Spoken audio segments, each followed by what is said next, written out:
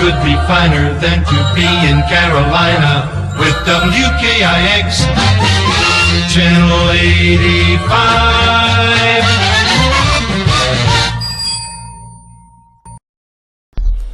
All right, we're in widescreen again, people. There'll be a video explaining that maybe at some point if you really care why it's in widescreen. Today we're going to be reviewing a video called I think it's called Are You Seriously Still Using Windows 7? Now it's an older video. I think it's from the beginning of this year, September, I think. No, April. I don't remember. Doesn't really matter. There are tons of videos like this from almost everyone who does computer stuff. Most of them have been made a while ago when I just haven't paid any attention to them. I mean, I watched them, but you know, I've had comments on my videos talking about Windows 7 or even XP and how I shouldn't be using it anymore. And those comments got deleted. Not because I deleted them. Well, I deleted a couple of them. But a few people, after I, made some points, they, I guess they decided to remove their comments. I don't know. Anyway, like I said, there's a bunch of videos on this about this, subject. And I have no doubt that these people, a lot of them, know what they're talking about. But I also believe that most everyone, besides for the people still using 7, XP, or any of them, Microsoft wants you to be scared, and these people are just helping that. You know, if you're working on computers as a business, sure, you want the people to upgrade. Well, no, once again, update, and we'll talk about that in a minute. There's a difference. But honestly, it's not it's not as big of a problem as people want to make it seem like. And there are a couple, at least in this particular video, and I find that in most videos on this subject, including the ones back from when XP lost support, a couple of subjects that are brought up that are just completely not true at all. Alright, let's go ahead and start it. Are you still using Windows 7? Well, yeah. If so, we need to have a little chat. Okay. Stick around. Alright, yeah, I'm sticking around, buddy.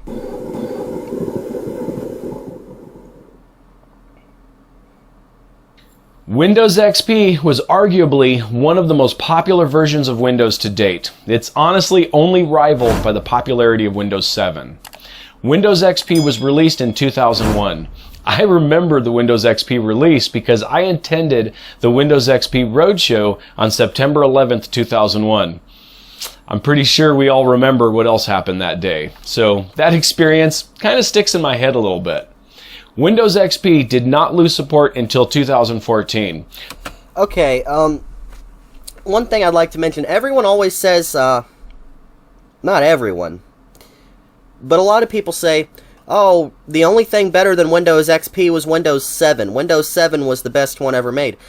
I'm honestly not that big of a fan of Windows 7. I don't dislike it, it's fine. It's okay, it works.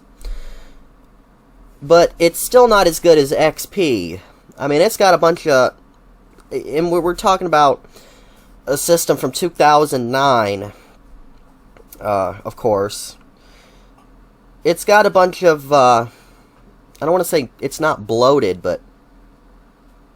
It's got a bunch of unnecessary stuff in place that takes up, in my opinion, too many resources for the systems of the time. Now, if you're running it on a modern system like this one, I got a 4th generation i7 and 16 gigs of RAM.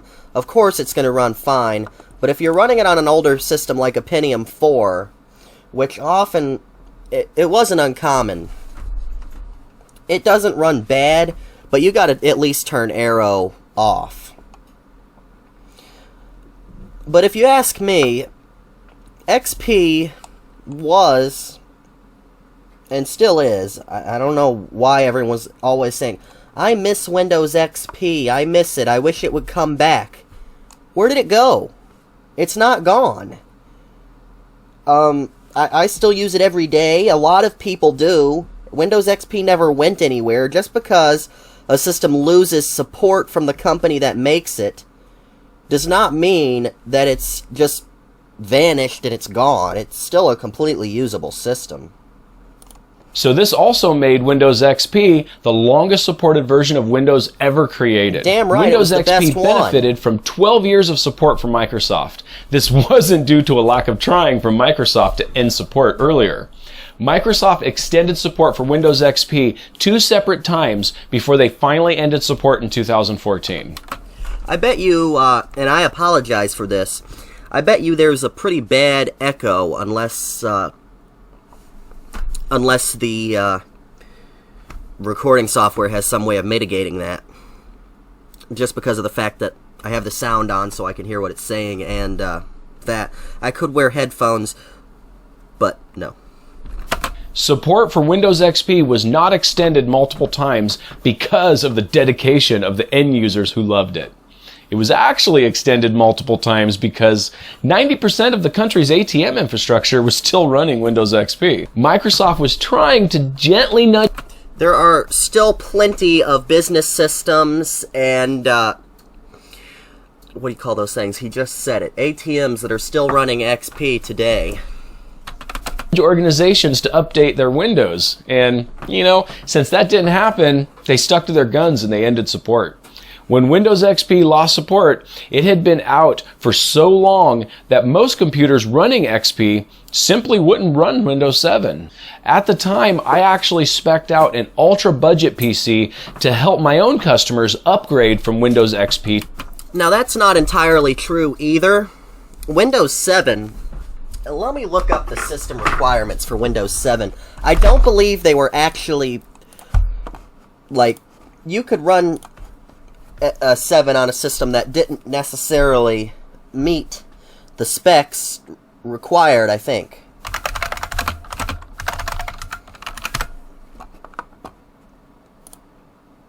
Yeah, you definitely didn't have to run it on that, those specs. It says a 1 gigahertz CPU, 64-bit, a gigabyte of RAM for the 32-bit, or 2 for the 64-bit, and, 16 gigabytes of disk space. Now that's nothing. Most systems running XP, if they came with XP from the factory, if they weren't already upgraded to XP from something else, have a 1 gigahertz CPU, and at least you could put a gig of RAM in it pretty cheaply, and you've got 16 gigs of disk space. I think the oldest systems running XP that came with XP were of the Pentium 3 era. Some of those were 900 and some megahertz, right on the 1 gigahertz line there. But most of them were Pentium 4 or later systems, and all of those were at least 1 gigahertz. So that's not true either. Windows 7 will run on them. Now, I've ran Windows 7 on an old, I think it was a Compact Presario 5000. It had a 600 megahertz Intel Celeron CPU and 512 megabytes of RAM. It didn't say, hey, you can't install Windows 7 on here. It installed just fine. Was it slow as hell? Yes. But did it eventually get everything that it needed to do done? Absolutely. It didn't complain. Unlike systems that Microsoft makes today, so that's not true either. Windows 7 would run on a system that was older than XP just fine, let alone systems that came with XP. To Windows 7. Windows 7 was released in 2009. That means Windows 7 was actually released 5 years before the end of support for Windows XP. That's an average life cycle of a computer. There was literally people in 2014 that were... The average life cycle of a computer is only 5 years. Because, I mean, in company settings where you're using a lot of resources, okay.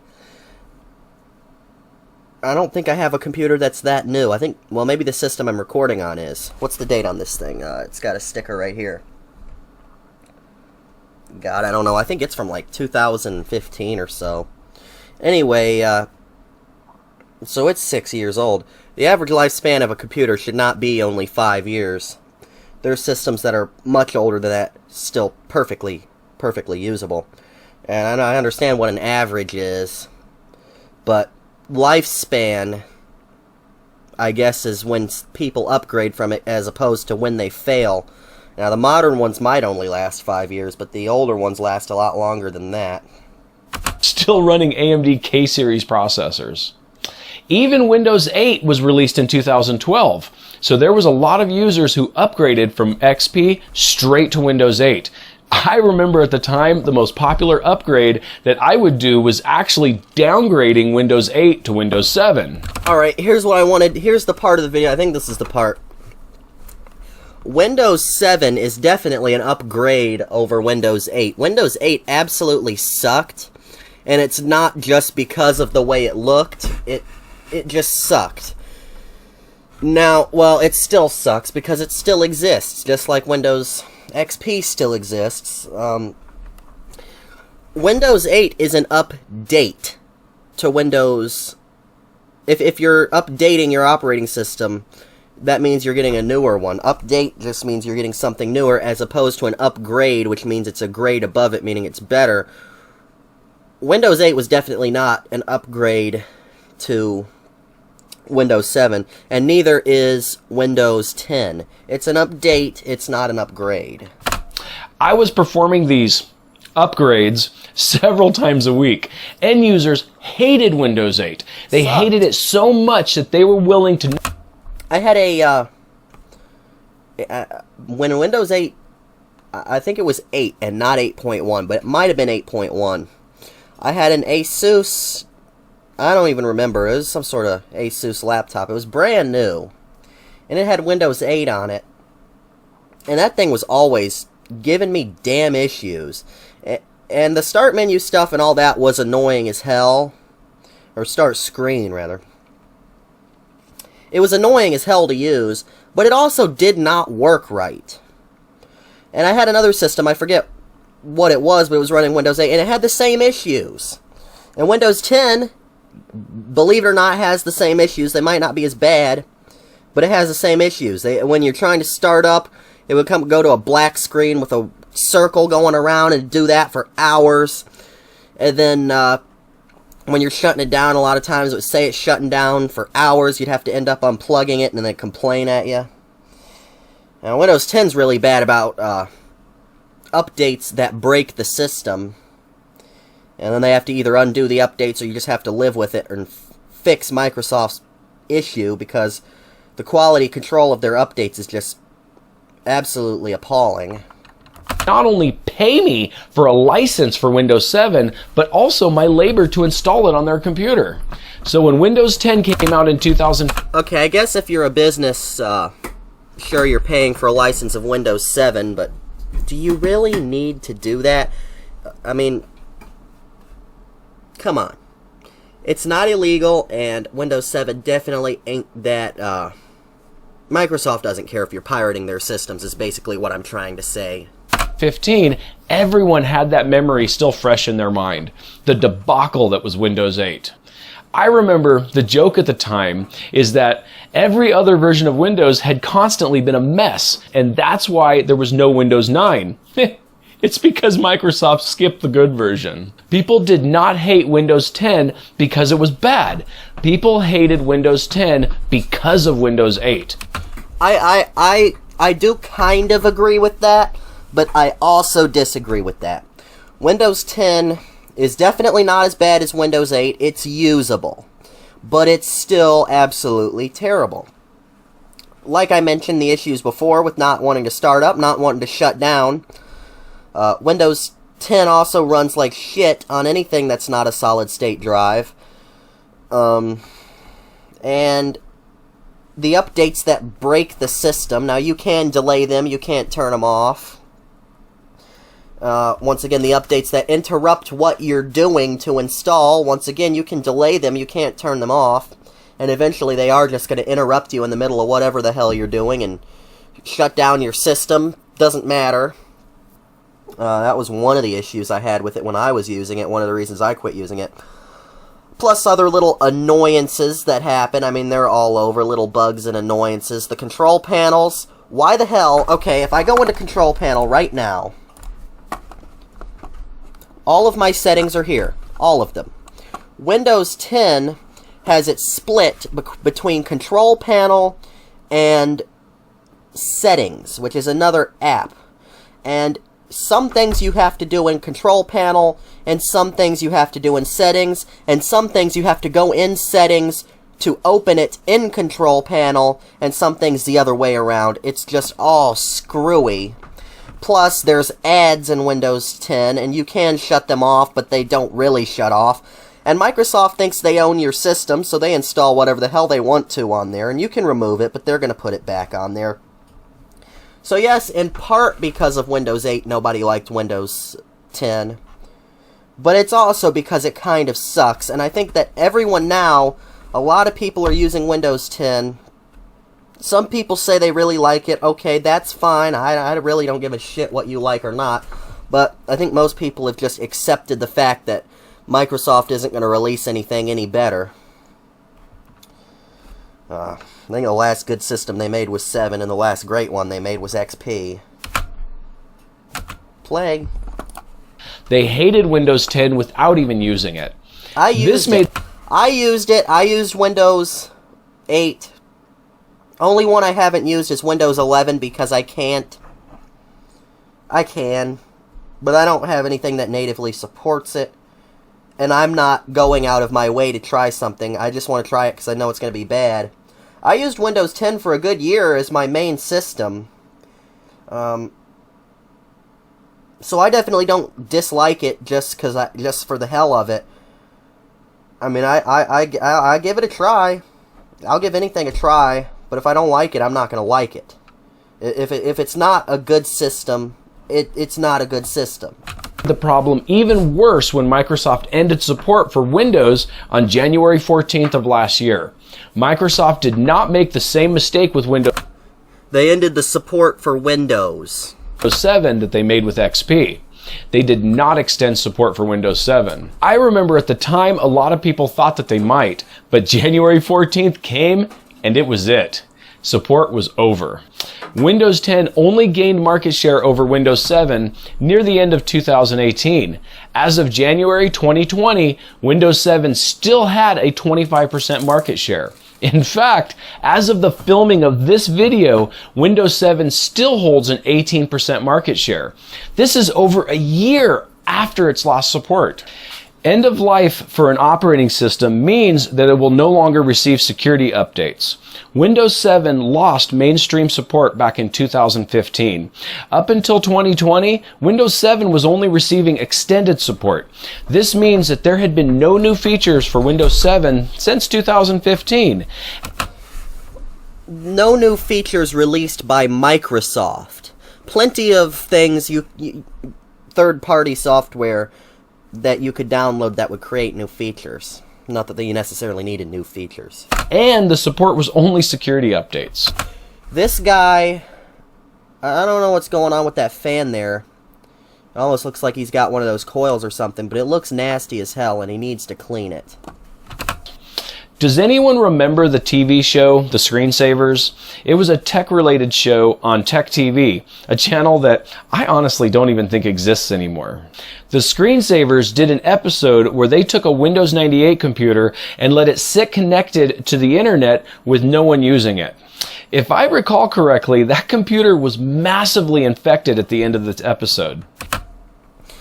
Yeah, you either don't recall correctly, or what's most likely the case is, it's a damn TV show!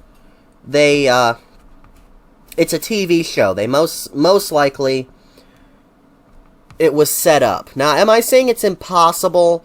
No, definitely not. It's happened.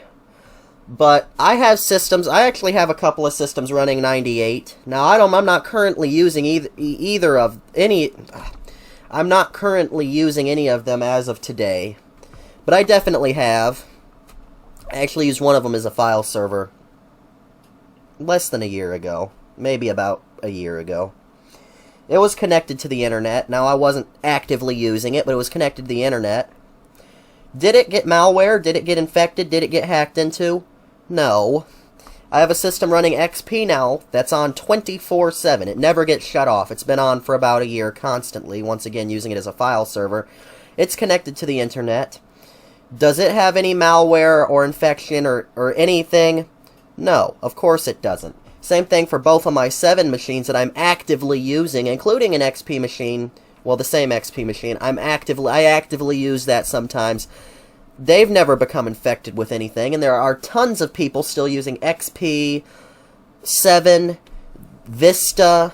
I'm sure there's people that are still using Windows 98 on the internet, Millennium Edition, 2000, all those on the internet. And none of them are getting infected. Now, it's possible, and it's definitely more likely to get infected without somebody being an idiot than it is on Windows 10.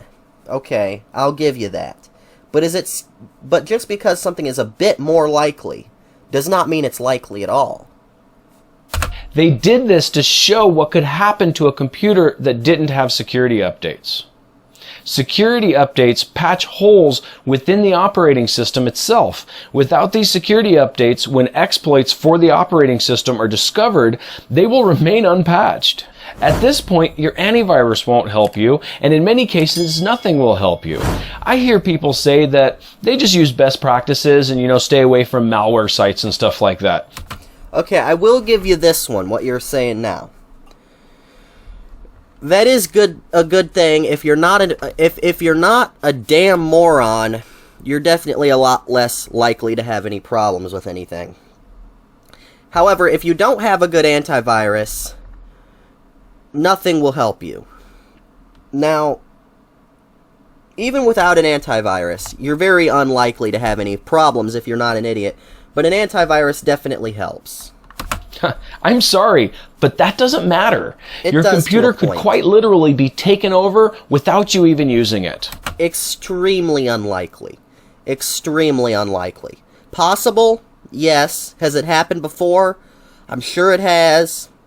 But it's not likely at all. I very well could be wrong. If you're still using XP, definitely install the WannaCry update. Microsoft released an update for WannaCry. Definitely install that one.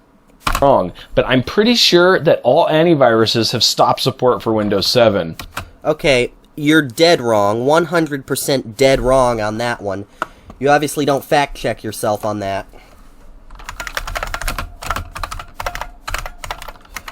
So I know AVG and Avast.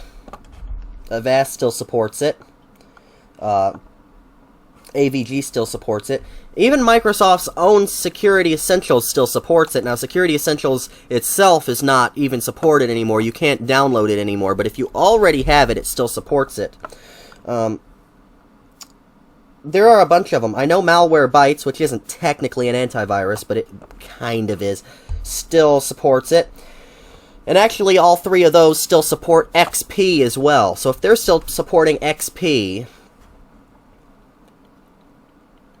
which has been not supported by Microsoft for 7 years, if I did the counting right, which I might not have. Since 2014, XP hasn't been supported. I think we got a little while for Windows 7 if they're still supporting XP, and they don't show any plans to stop supporting XP. So you are 100% wrong on that one. If you know of one that hasn't, then please share it in the comments below.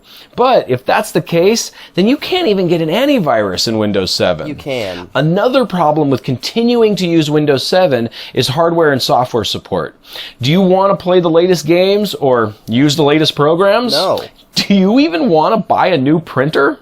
It's likely that these options simply won't be available to you. How far in the future are we talking about? This video was made in April. Stuff still... I can download the latest version of Firefox, the latest version of Chrome, the latest version of any browser I want to, pretty much, for web browsing on Windows 7. Most things like printers and other peripherals or any of that stuff that you go to the store and look at still support Windows XP on a less... They still support Windows XP. Of course, they're still going to support 7. And I don't know how far in the future we're talking about, because eventually they're not going to. But as of now, they still do. And chances are, if something still supports XP, then it's going to support 7 for quite a while. Including Steam. I think Steam, which is whatever you play games on now, that definitely still supports Windows 7. There's quite a bit of shit that still supports Windows 7 just fine. You may have to start getting your printers at garage sales. And you know, is that necessarily that bad of a thing? These here, at least this one and this one, those are old heated toner printers. Not that crappy inkjet shit. And those old things actually worked like they were supposed to. The printers made today don't. And I hope you like Half-Life 2. If you're still using Windows 7, you're not using a secure computer. Sure I am. And with the market share currently at 18%, you're a target for hackers. Nope. While you very well may be computer savvy, the majority of that 18% are not. This means that hackers know that 18% of computer users are not only completely unprotected by antivirus and security updates. I don't think they know that, because they're not. They still have antivirus, and every now and then, if a threat is bad enough, Microsoft still rolls out a security update for Windows 7, and they definitely still roll out them. I mean, they roll them out for 7. I meant to say they definitely roll them out for 7, and sometimes they even roll them out for XP. But there's a pretty good likelihood that those people are not very computer savvy. I don't know. This gives them a massive incentive to find security vulnerabilities in Windows 7. Okay, what you're saying is proving a point here against you. If they know that people are not good with computers that are using Windows 7, most of them, and they're going to target those people, it's a lot easier to get into someone's computer by, what am I trying to say here? It's a lot easier to get into someone's computer by trying to convince them that they need to install something that doesn't need to be installed, or a fake website, or a pop-up, or something like that, than it is to just hack into someone's computer. And in that case, an antivirus might save you, but if it's not going to, it's probably not going to even on a newer system. If you're actually downloading it, but it's a lot easier to do that than to just get into someone's computer. So the people who know not to click on those things are safe in that respect. In fact, many of these hackers were probably sitting on zero-day exploits just waiting for end of life to come. You may think to yourself that, it still doesn't matter. I kind of doubt that. Everyone acts like there are people sitting around trying to get into your computer. It's more likely that they're trying to get into something that actually has some useful information on it. Not just some random person's computer who doesn't, they're not important. But it does happen. It's a risk that I'm willing to take with my own computer, and it doesn't affect anyone else. Unfortunately, that's not true either. Oftentimes, these exploits are used to create botnets that are in turn used to attack other people's networks. This is where hackers essentially turn your computer into a soldier in their digital army that is used to hurt other people. Not all hope is lost, though. If you just have to use Windows 7, Microsoft is offering a service called Extended Security Updates, or ESU. This is a service that will be... Yeah, they cost a shit ton of money and they only sell them to businesses. offering for 3 years, and honestly, one of those years is already up. This is a paid service that costs $50 per computer for the first year and doubles in price every year. Unfortunately, this service is only available to volume license customers, so this won't even benefit end users. But even if you were able to purchase this service, the total for 3 years would cost... Why would I purchase the service? There are tons of ways you can get those updates for free, I'm sure. I know when XP lost support, there was a registry hack that you could install that made it think it was a point-of-sale system. So I'm sure that there's something similar for Windows 7. $350. A license... But like I said, if the threat's bad enough, Microsoft still does roll out an update for 7 and even XP occasionally. For Windows 10 is $100. Why would you pay for Windows 10 when you can get it for free? Even better than that, if you're currently running Windows 7, Microsoft will let you upgrade to Windows 10 for free. I still update several computers a week to Windows 10. Once again, he said upgrade, then update again. Windows 10 is not an upgrade, it's an update. And the Windows 7 license still works great to activate Windows 10.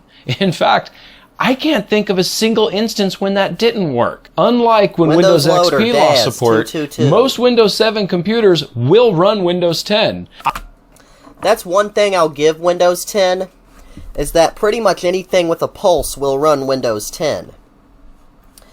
It has great compatibility, like I said. Hell, I've ran Windows 10 on Pentium 4 systems that came with XP, and it ran just fine. I mean, not just fine, but it ran. Unlike Windows 11 that's come out now, that won't run on any system that's more than 4 years or so old, which is absolutely absurd. I highly recommend upgrading to an SSD drive, but it will just run. Use Linux. And with an SSD, it actually runs pretty good. But you might say, well, I don't want Windows spying on me. And that's I really don't give a shit if Windows spies on me, although I don't like it, just the principle of the matter. But Windows 7 does it too, but not nearly to the extent that 10 does. Genuine complaint. You can cut it off. However, there's ways to disable telemetry in Windows 10 so that doesn't happen. Or maybe your problem is that you don't want Windows Update taking over your computer every time you're working on something important. It's annoying. I totally get that too. However, if you use Windows 10 Professional, you can actually delay updates for longer periods. Delay being the key word. You can't actually... There is a point where you've hit delay so many times that Microsoft is actually just going to go ahead and install it right in the middle of what you're doing, no matter what that might be. Of time. In fact, you can actually delay feature updates while not delaying security updates. Yeah, definitely do that if you have Windows 10, because the feature updates are the ones that normally break the system. But on top of that, I hate the fact that they install shit on your computer, not necessarily even a damn update, stuff that you don't want on your system, like Candy Crush. You uninstall it, they put it right back on there. I don't want no Candy Crunch! Some people may just be sick and tired of having to update Windows every few years. And you know, I get that too. And that's one of the reasons why I like Windows 10. You see, Windows 10 is not doing things in the same way that previous versions of Windows do. They're not? Then how come there's a damn Windows 11? And Windows 11 won't install on anything that's more... Well, it'll install, but it doesn't support, quote-unquote, support anything that's more than a couple years old.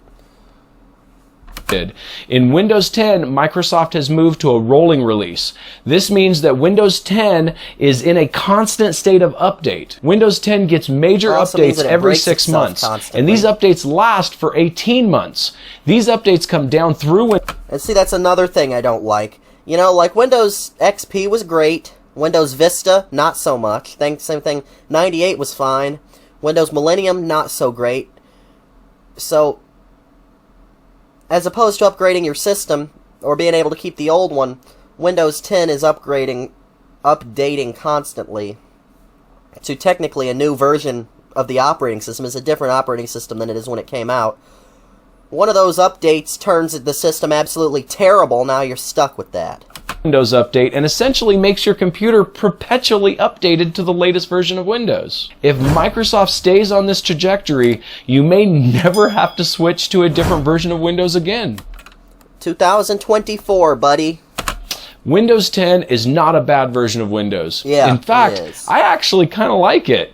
I did a video a while back where I go through the reasons why I like Windows 10 better than Windows 7, and I'll go ahead and tag that video right here. If this video was helpful to you, then please... It's definitely helpful to me.